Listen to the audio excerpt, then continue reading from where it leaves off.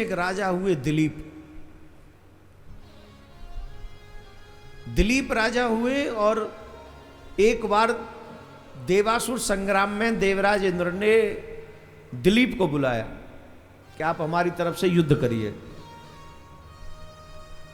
तो दिलीप राजा देवताओं की तरफ से युद्ध करने के लिए गए और उस युद्ध में देवताओं की विजय हुई और बहुत समय निकल गया तो राज्यपाट छोड़ के आए हुए थे।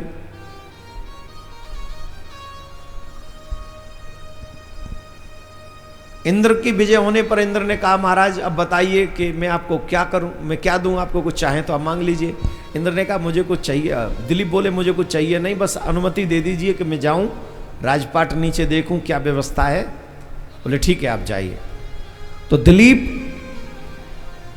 वहां से देवासुर संग्राम में विजय दिलाकर वापस स्वर्ग से लौटते आ रहे थे तो उसी समय कामधेनु जो गाय थी वो दिलीप के सामने से निकली। राजा दिलीप घर लौटने की आतुरता में, राज्य में वापस आने की आतुरता में कामधेनु गाय को प्रणाम नहीं किया।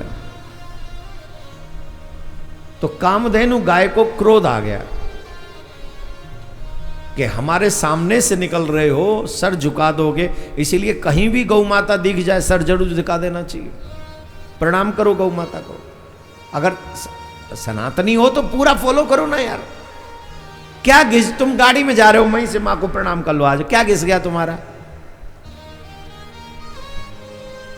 कुछ घिसेगा पर पता नहीं है इतनी गुद्दी मोटी हो रही है ना, झुकती नहीं यहां से। ये गुद्दी मोटी हो गई है ना, ये हिली नहीं, झुकी नहीं रही है। ये मम्मी पापा के आगे तो झुकती नहीं, गौ माता के आगे क्या झुके।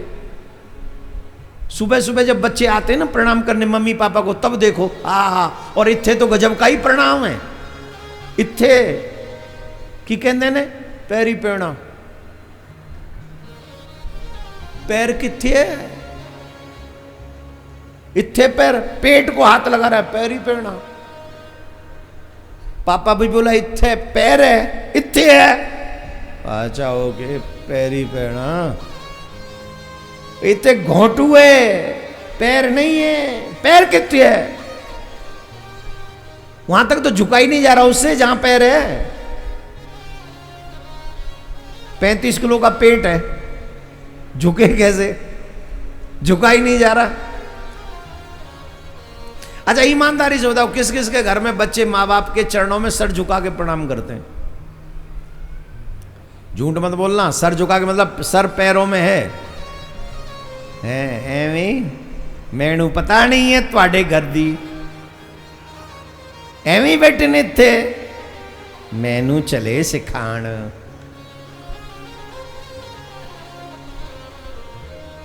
की बोलना पेगा जोर नाल। माता पिता को हर दिन सुबह शाम प्रणाम करना चाहिए। दिन का उदय होते ही सबसे पहले माँ बाप के चरणों में साष्टांग प्रणाम करो और रात्रि में सोने जाओ तो प्रणाम करो। आधे से ज्यादा अमंगल नष्ट हो जाएंगे तुम्हारे जीवन के। वो दम है माँ बाप के आशीर्वाद में। ताली बजा रहे हो तुम तो अपने बच्चों को लाए नहीं, उन असी की सिखावा उन्नू।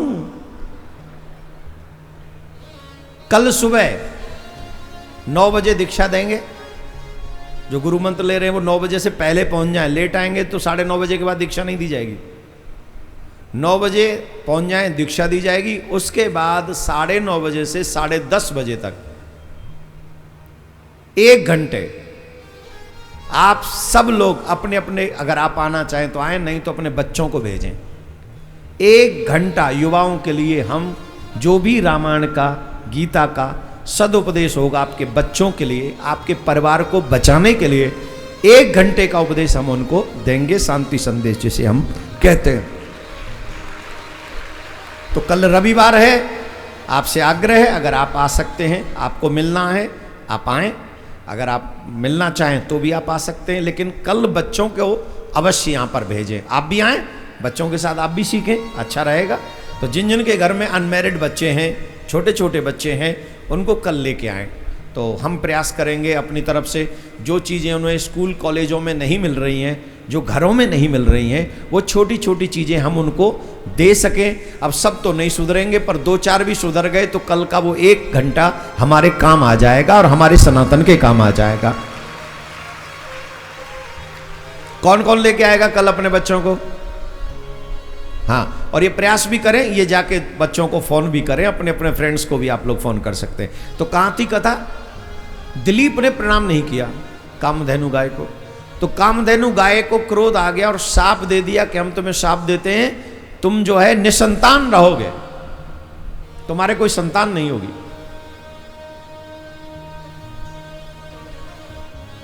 अब बहुत दिन हो गए, संतान नहीं हुई, दिलीप बहुत दुखी, बहुत दुखी।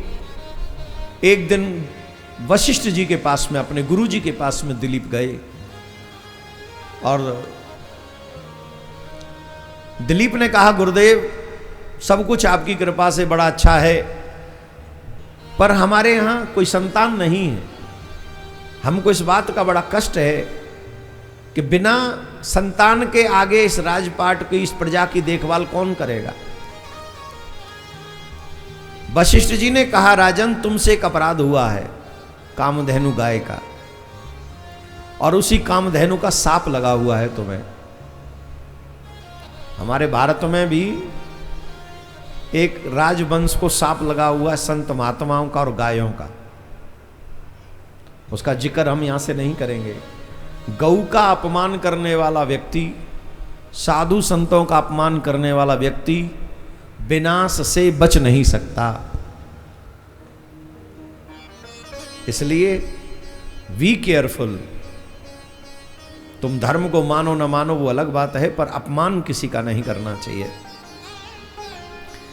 उन्होंने कहा कि तुमने जो अपराध किया है कामधेनु गाय का, जिसके कारण तुम्हारे घर में कोई संतान नहीं हो रही, हे महाराज मैंने तो अनजाने में हो गया, ये जानबूझ के तो नहीं हुआ, अब ये अपराध मिटेगा कैसे, इसका प्रायश्चित क्या है?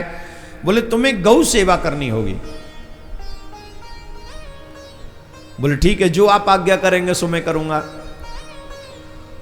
तो गौ माता की सेवा के लिए उन्होंने, दिलीप ने अपना राज्य छोड़ दिया और वशिष्ठ जी के आश्रम में रहकर वशिष्ठ जी की गाय को चराने के लिए ग्वारिया बन गए।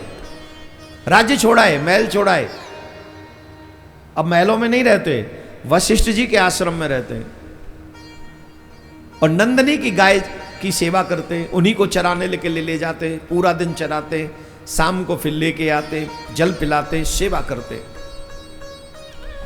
21 दिन लगातार ऐसे हो गए थे दिलीप राजा को नंदनी की सेवा करते हुए। एक दिन की बात है, एक दिन दिलीप राजा नंदनी गाय को चराने के लिए जब गए तो एक वृक्ष के नीचे बैठे थे और नंदनी हरी हरी घास चर रही थी। तो हरी हरी घास चरते चरते वो थोड़ी आगे बढ़ गई, तो वो एक वन में प्रवेश कर गई। वहां हिंसक सिंह था, उस सिंह ने आकर नंदनी को पकड़ लिया। जैसे ही हिंसक सिंह को नंदनी ने पकड़ा, नंदनी को पकड़ा हिंसक ने, उसी समय वो चीखने लगी। बहुत दयनीय आवाज नंदनी गाय की दिलीप राजा के श्रवणों में पड़ी। दिलीप राजा पुकारने लगे, नंदनी गाय पुकारने लगी और दिलीप राजा दौड़े उस दिशा में जहां नंदनी गाय थी, दौड़ कर गए। और जब वहां दौड़कर पहुंचे तो देखा कि सिंह ने नंदनी गाय को अपने पंजों में दबोच रखा है, दबोच रखा है।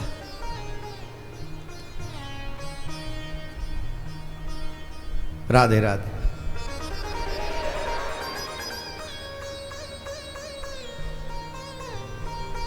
दिलीप ने कहा सिंह से, आप इस गाय को छोड़ दीजिए, इस गाय को आप कुछ मत कहिए।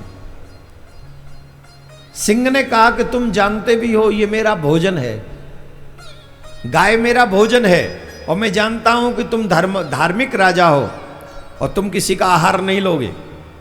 किसी का आहार छीनना अपराध है और ये गौ मेरा आहार है। तुम कैसे कह रहे हो मुझे कि छोड़ दो। दिलीप राजा ने कहा तुम्हें भोजन करना है, वो भी मांस का भोजन करना है। बोले हाँ, एक काम करो, इस गाय को छोड़ दो और मुझे अपना भोजन बना लो। मैं भोजन बनने को तैयार हूं तुम्हारा। अरे राजा, ये मानव शरीर बड़ी मुश्किल से मिलता है। एक गाय की रक्षा के लिए तुम अपने प्राण त्याग दोगे? सुनना जरा, आजकल गौओं की बजाय कुत्ते पालने वाले लोगों के लिए विशेष संदेश है इस कथा में। आज घरों में गाय नहीं पाली जाती, कुत्ते पाले जाते हैं। ये कलयुग का साक्षात दर्शन है। बड़े बड़े घरों में कुत्ते पाले जाते हैं, कई कई लाखों के कुत्ते पाले जाते हैं। इससे बुरे दिन और क्या होंगे। दिलीप राजा कह रहे हैं कि गाय को छोड़ दो, मुझे अपना भोजन बना लो। सिंह बोला ये मानव जीवन बड़ा दुर्लभ है और तुम गौ के लिए इसे खोना चाहते हो। बोले गौ की रक्षा के लिए एक जीवन नहीं अनेकों जीवन में न्यौछावर कर सकता हूं, पर गौ माता को तुम तुरंत छोड़ दो। तुम जानते हो मेरे हाथों में शस्त्र भी है, मैं एक क्षण में तुम्हारा वध कर सकता हूं, इतनी सामर्थ्य है मुझ में। एक क्षण, एक बाण से तुम्हें मार दिया जाएगा। लेकिन तुम्हारा भी धर्म है, भूख है, भोजन तुम्हें करना है, इसलिए मैं तुम्हें मारना नहीं चाहता और गौ की सेवा मैं करना चाहता हूं। मेरे गुरुदेव की आज्ञा है गौ सेवा करना, इसलिए तुरंत छोड़ दो और मैं भोजन बनने के लिए तैयार हूं। उसी समय राजा ने शस्त्र फेंक दिए दूर और स्वयं राजा सिंह के आगे आकर गिर पड़े। लो, एक जैसे मांस का लोथड़ा पड़ा रहता है, निर्जीव होकर एक तरीके से अपने आप को ऐसे फेंक दिया। लो आओ और मुझे भोजन कर लो, लेकिन गौ माता से कुछ मत कहना। सिंह ने उसी समय गौ माता को छोड़ दिया और गौ माता स्वस्थ हो गई। और जब देखा, बहुत देर लेटे रहे, सिंह नहीं आया, तो गौ माता ही मुस्कुरा रही थी, नंदिनी मुस्कुरा रही थी। राजन खड़े हो जाओ। बोले माता सिंह कहां गया? सिंह था ही नहीं राजा। तो बोले मेरे ऊपर वशिष्ठ जी की कृपा है, मेरे ऊपर सिंह तो क्या, ब्रह्मांड में कोई भी अपने शस्त्र का प्रयोग नहीं कर सकता, मैं सर्व सुरक्षित हूं।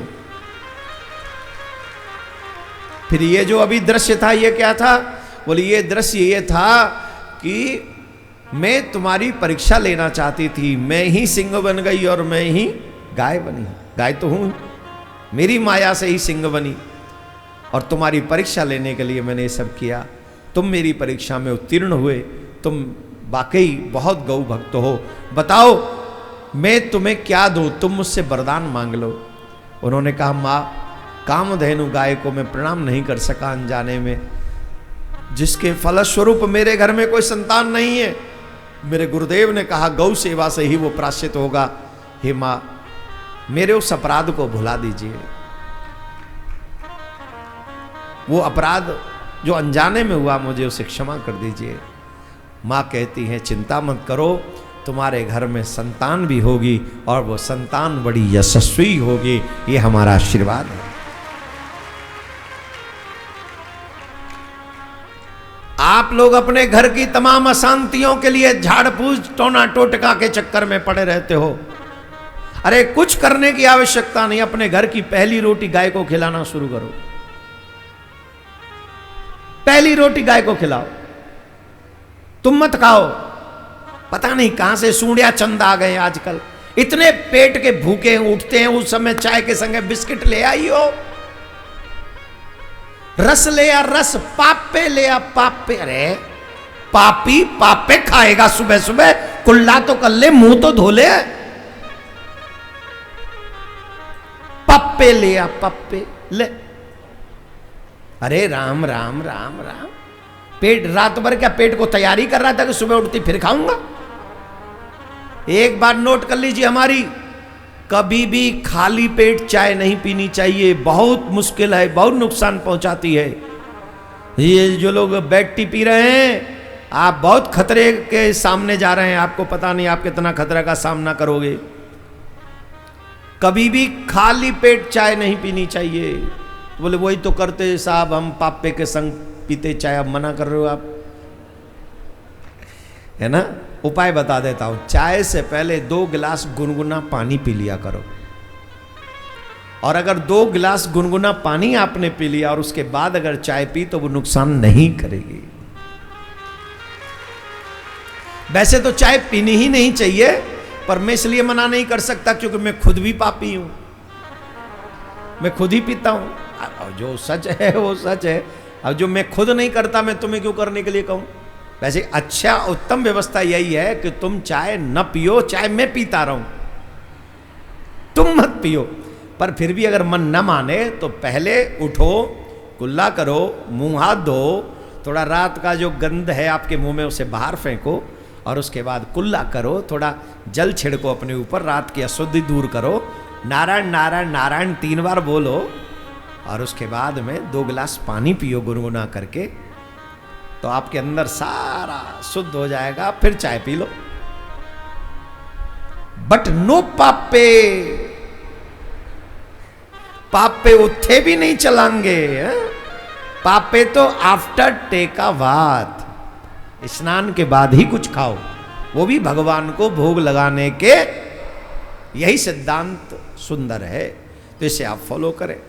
तो गौ माता की सेवा करने से हमारे घर के तमाम कष्ट अपने आप स्वतः ही नष्ट हो जाते हैं, इसलिए गौ माता की सेवा करनी चाहिए।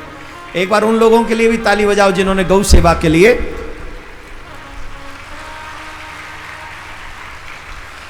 जिन्होंने गौ माता की सेवा के लिए प्रिया कांजू की गौशाला के लिए दान दिया है।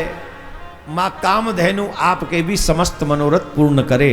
जिनकी सेवा स्वयं श्री कृष्ण करते हो, ऐसी गौ माता की सेवा करने से ना हमारा धन पवित्र होता है, अपितु हमारा मन और हमारा जीवन और हमारा वंश भी पवित्र हो जाता है, जो गौ की सेवा करता है। हमने आपसे कहा था हमें 202 रुपये महीने चाहिए, आपसे हर सनातनी को देने चाहिए। 101 रुपया गौ माता के लिए जो आपके घर की पहली रोटी होगी, और 101 रुपया जो सनातन के प्रचार की ये कार्य हम कर रहे हैं, इस कार्य में आपका सहयोग लगेगा। क्योंकि सनातन का प्रचार जब तक जागरूकता अभियान नहीं चलेंगे तब तक सनातनियों पर ये कश्मीर जैसे अत्याचार होते रहेंगे। अगर इससे सामूहिक तौर पे हमको लड़ना है तो सनातनियों को जागरूक करना पड़ेगा। तो उसके लिए जो शक्ति चाहिए, उस शक्ति में आप घर बैठे हमारा सपोर्ट कर सकते हैं।